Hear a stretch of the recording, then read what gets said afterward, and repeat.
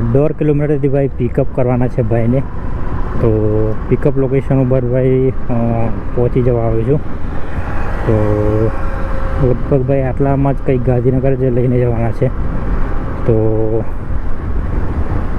જઈએ ફટાફટ પિકઅપ કરવા માટે. અને આ ભાઈ લાગે છે મને.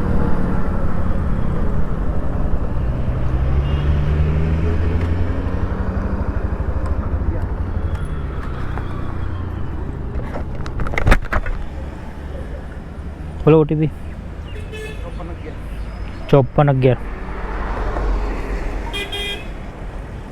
બેસી જાઓ.